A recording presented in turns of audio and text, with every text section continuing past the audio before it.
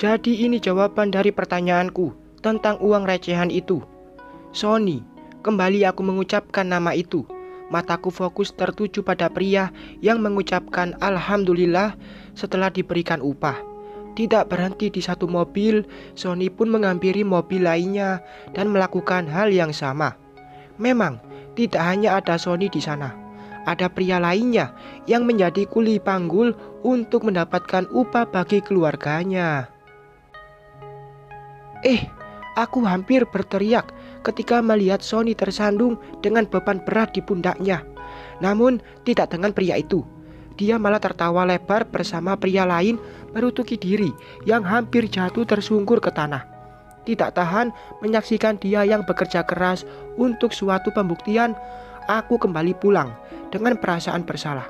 Bersalah karena telah berpikiran buruk pada dia tentang uang yang didapatkannya. Rasa kasihan juga hadir ketika membayangkan beban yang begitu berat dia pikul sendiri.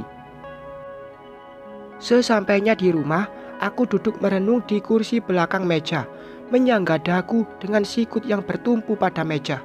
Sony, ucapku, menyebutkan nama pria yang saat ini tengah bekerja keras. Aku masih tidak menyangka jika dia rela bekerja kotor-kotoran demi untuk memenuhi tanggung jawabnya. Tidak malu menjadi babu hanya untuk mempertahankan posisinya di sampingku. Hampir 1 jam lamanya aku duduk tanpa melakukan apa-apa. Otakku dipenuhi oleh Sony dengan segala kejutan yang dia berikan secara tidak langsung. Saat dia pulang nanti, aku akan bertanya langsung dan mendesaknya agar dia mau mengakui yang sebenarnya. Bukan aku malu dengan pekerjaan dia. Bukan aku gengsi karena bersuamikan seorang buruh kasar. Tapi ini masalah kejujuran. Dia tidak jujur tentang pekerjaannya, tentang kuliah dia yang terganggu akibat pulang malam dan bangun pagi. Bayangkan saja, dia hanya tidur 3 jam dalam 1 hari. Bukankah itu tidak seimbang dengan aktivitas harian dia yang begitu melelahkan? Suara motor berhenti di depan ruko membuatku kelabakan. Naik ke lantai 2 pasti akan ketahuan. Apalagi sekarang terdengar suara pintu yang disentuh. Buru-buru aku menelungkupkan wajah pada meja, berpura-pura tidur. Assalamualaikum, ujar Sony pelan. Entah apa yang dia lakukan, tapi tidak ada pergerakan darinya. Kemudian aku merasakan kehadiran dia di sampingku. Apa tadi aku mengganggu tidurmu, Mbak? Maaf ya, ujarnya setengah berbisik. Sony berlalu, aku pun mengangkat tubuh dan duduk dengan tegak. Pria itu pergi ke belakang, terlihat dari bayangan dia yang mengikutinya. Beberapa saat kemudian, aku menelungkupkan wajah setelah melihat bayangan Sony kembali datang. Suara benda disimpan, membuatku menebak-nebak jika Sony tengah mengangkat kardus dari belakang. Tidak lelahkah dia? Punggung dan leherku terasa pegal, terus-menerus diam dengan posisi ini. Untuk bangun pun aku gengsi. Apa yang harus aku katakan jika Sony bertanya nanti? Suara barang disimpan sudah tidak terdengar lagi, berganti dengan gemericik air dari dalam kamar mandi. Sudah aku pastikan Sony tengah membersihkan diri di sana. Aku bangun, meregangkan otot-ototku yang mulai kaku. Hanya beberapa saat saja, kini aku kembali pada posisi semula. Ya Allah, Mbak, apa kamu gak pegal tidur seperti ini? Ujar Sony. Kemudian dia kembali pergi. Ingin sekali aku berteriak, sangat pegal, tapi itu hanya akan mempermalukan diriku sendiri. Suara peralatan dapur membuatku bangun. Kali ini aku benar-benar akan menghampiri dia dan melihat apa yang dia lakukan dari jarak dekat. Sony yang sedang sibuk menggoreng ikan tidak menyadari jika aku sudah duduk di kursi tepat di belakang dia. Harum ikan goreng begitu menggoda, membuat perutku tiba-tiba keroncongan. Namun pria yang berdiri di depan penggorengan belum menyadari keberadaanku. Dunianya masih seputar masakan. Nurunin barang sudah, masak sudah, yang belum nyuci. Ini nih yang selalu buat deg-degan ketemu sesuatu di mesin cuci. Sesuatu apa? Tanyaku, langsung membuatnya membalikkan badan. Mata Sony membulat sempurna ketika melihatku duduk dengan melipat kedua tangan di meja. Kemudian dia berdehem, lalu menggaruk tengkuknya yang pasti tidak gatal. "Mbak, sejak kapan di sana?" tanyanya gugup. "Sejak kamu masak." "Kenapa sih harus masak, nyuci, dan beberes? Bukannya itu pekerjaan istri. Harusnya aku yang mengerjakan semua itu, Son." "Kata siapa?" Sony mematikan kompor, mengangkat ikan yang sudah matang, lalu menyimpannya di piring. Kini dia duduk berhadapan denganku yang sedari tadi memperhatikannya. "Kata aku, Mbak, jika suami bisa, kenapa harus mengandalkan istri? Kalau suami mampu, kenapa harus selalu menyuruh istri?" "Ngomong-ngomong, kenapa Mbak bangun? Aku ganggu tidurmu ya?" Sony balik bertanya. Aku menggelengkan kepala. Pria yang lebih segar dengan rambut basahnya itu menatapku dengan menaikkan kedua alisnya. "Masa?" ujarnya, terdengar menyebalkan. "Habis dari mana?" tanyaku. "Dari masak. Sebelumnya mandi. Sebelumnya lagi." Aku kembali bertanya dan dijawab runtut oleh Sony. Namun dia diam saat aku menanyakan pekerjaan yang disebutkannya tadi. Bola matanya bergerak ke sana kemari mencari jawaban yang mungkin tidak akan dalam benak. "Kerja apa?" aku kembali bertanya dengan semakin mencondongkan tubuh ke depan. "Kerja... sudah azan, Mbak. Yuk sholat," ujarnya mengalihkan perhatian. Sony langsung berdiri lalu pergi tanpa ada niat untuk berkata jujur padaku. Aku gemas sendiri dibuatnya, ingin menarik bajunya dan memintanya berkata jujur. Namun itu hanya ada dalam khayalan. Meskipun sudah tahu pekerjaan dia, rasanya belum puas jika tidak mendengarnya langsung. Dan aku belum berhasil membuatnya berkata jujur. Hari semakin siang. Aku sudah kembali melakukan aktivitas rutin di setiap harinya. Sanum dan Sony sudah tidak ada di rumah. Mereka pergi ke sekolahnya masing-masing. "Assalamualaikum." "Waalaikumsalam." Ibu, sini, masuk Bu." Wanita yang telah melahirkanku itu masuk. Aku menyuruhnya duduk di kursi plastik yang ada di sampingku. "Gimana dengan tokomu, Num?" tanya ibu.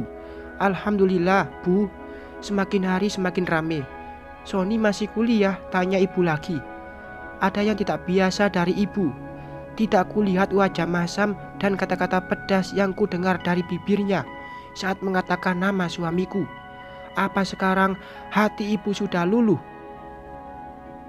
"Kuliah, Bu. Setiap pagi dia kuliah. Siang sampai sore bantuin aku di sini."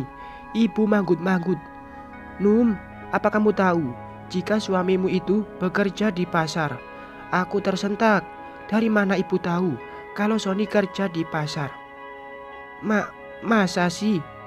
"Sony kuliah, Bu. Mana ada waktu buat kerja di pasar," ujarku pura-pura tidak tahu.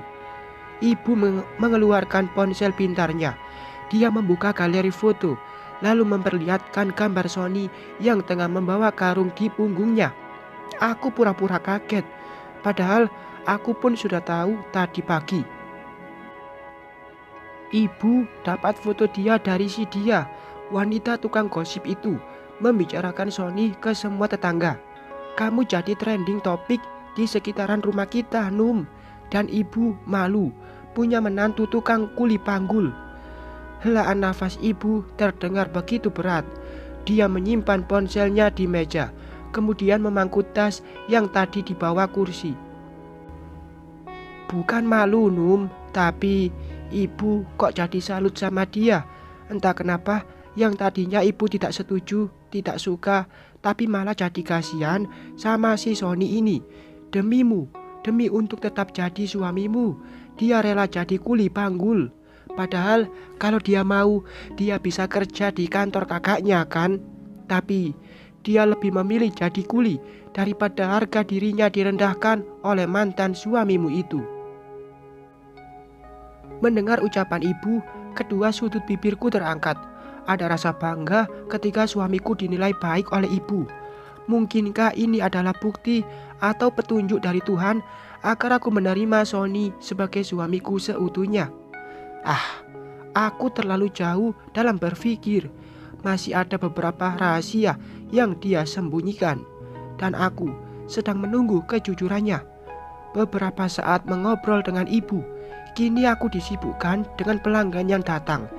Ibu yang masih berada di sini membantuku melayani pembeli, mengambilkan barang yang dibutuhkan. Kegiatan ini pun berlangsung hingga akhirnya Sanum pulang dari sekolah dengan diantar Safira. Aku meminta temanku itu mengantarkan putriku karena Sony yang mengirimkan pesan tidak bisa menjemput. "Num, sibuk banget ya," kata Safira seraya bersandar pada rak yang ada di bagian kananku. "Enggak terlalu sih, kenapa?" "Jalan yuk." "Kemana?" tanyaku dengan menyipitkan mata. "Kemana aja? Aku lagi bete banget ini." Kini kedua alisku bertaut seraya menatap Safira yang terlihat lesu. Jika wajahnya ditekuk seperti itu, biasanya dia tengah mempunyai masalah. Namun masalah apa? "Gimana ya? Mau sih, tapi gimana dengan tokoku? Aku belum punya pegawai, Fir." Pundak Safira merosot ketika aku menolak halus keinginan dia. Kini wanita yang masih memakai baju batik itu berjongkok di tempatnya. Aku semakin yakin jika ada yang tidak beres dengan Safira. "Num, kalau mau pergi, ya pergi saja. Biar ibu yang jaga toko kamu." Aku menoleh pada ibu yang baru saja selesai dari kamar mandi. "Yang benar, Bu." "Benar, sudah, kamu jalan saja sama Fira dan Sanum. Nanti tinggalkan catatan saja untuk harga barang yang ada di sini," ujar ibu lagi. Aku menoleh pada Safira. Dia mengangguk-anggukkan kepala, memintaku mengiyakan usulan ibu. Setelah berpikir sejenak, aku pun menyetujuinya. Aku menuliskan harga barang yang sering dicari pelanggan, lalu memberikannya pada ibu. Aku juga menyuruh ibu menelepon jika masih ada yang tidak dia mengerti. Ya Allah, dosa sebenarnya mempekerjakan orang tua. Tapi ya mau gimana lagi, ibu juga yang meminta. Usai memberikan catatan harga pada ibu, aku pun pergi bersama Sanum dengan naik mobil Safira. Biasanya aku yang sering bawa Safira, sekarang jadi terbalik. Aku yang nebeng. "Ini tempat apaan sih?" tanyaku pada Safira saat menepikan mobil di depan kedai kopi yang terlihat dipenuhi anak-anak muda maupun tua. "Ini kedai kopi yang lagi viral di TikTok, Num. Selain tempatnya yang estetik, pegawainya pun cakep-cakep. Terus lihat dong pemandangannya. Jarang-jarang loh ada tempat nongkrong di dekat taman seperti ini." Aku mengedarkan pandangan pada sekeliling kedai itu. Memang benar, kedai ini sangat unik. Jika biasanya kedai kopi berada di keramaian kota, tapi ini enggak. Justru hanya ada satu kedai di sini dengan pemandangan yang masih asri. Kemana saja aku baru tahu ada tempat nongkrong sebagus ini. Aku turun dari mobil bersama Safira dan Sanum, langsung masuk ke area kedai yang sebagian besar bangunannya didominasi oleh kayu yang diukir sedemikian indah. "Fir, ada apa? Kamu sedang punya masalah?" tebakku yang langsung membuat wajah Safira kembali merengut. "Iya, Num, ini masalah besar." "Apa?" tanyaku. Aku akan dijodohkan orang tuaku, Num." "Bagus dong, biar gak jomblo terus."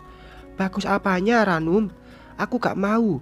Aku takut nikah, takut dikhianati, takut disakiti, dan masih banyak ketakutan yang lainnya." Aku mengambil tangan Safira, menggenggamnya, seraya menatap kedua matanya. Tidak semua pernikahan itu rumit, Fir. Tidak semua godaan rumah tangga itu orang ketiga. Ayolah, terima saja perjodohan ini, Safira. Masa mau sendiri terus? Sudah tua loh. Aku aja udah 2 kali.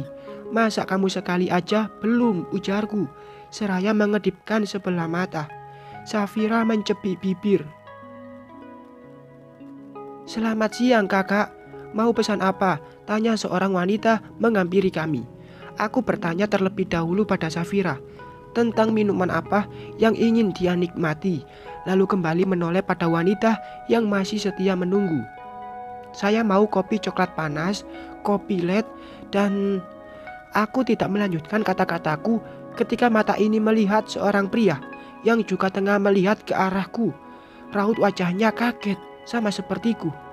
Sony, dia ada di sini di jam segini. Bukannya dia harus kuliah. Dia bolos lagi. Bersambung.